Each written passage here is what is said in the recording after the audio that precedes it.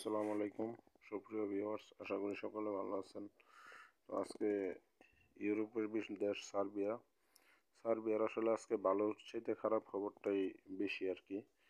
তো যারা সার্বিয়াতে জমা দিচ্ছেন, ওয়ার্ক পারমিটের জন্য অপেক্ষা করতেছেন, অথবা যারা ওয়ার্ক পারমিট পাইছেন অনলাইন এবং অ্যাপ্রুভালের জন্য অপেক্ষা করতেছেন, আবার অনেকে অ্যাপ্রুভাল পাইছেন ভিসার জন্য অপেক্ষা করতেছেন এবং ভিসা পাইছেন ম্যান পাওয়ারের জন্য অপেক্ষা করতেছেন। তো আজকের ভিডিওটা হচ্ছে আপনাদের জন্য। তো প্রথমত যারা সাবমিট করছেন ওয়ার্ক পারমিটের জন্য বসে আছেন, তাদের জন্য আলহামদুলিল্লাহ ভালো খবর।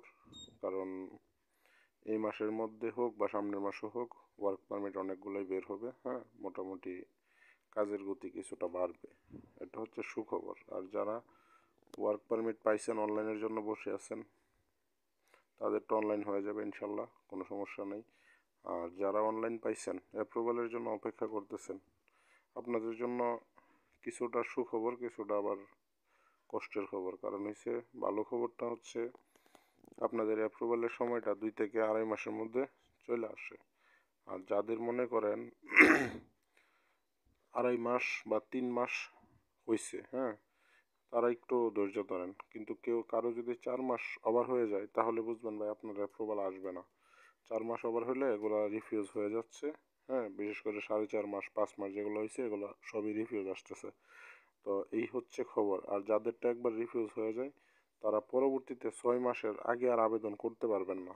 তো 6 মাস পরে যখন আবার আবেদন করবেন, আবার যদি রিফিউজ আসে, এই সিস্টেমে যদি পরপর 3বার রিফিউজ আসে, তাহলে আমার মনে হয় না আর আবেদন করা যাবে। ঠিক আছে?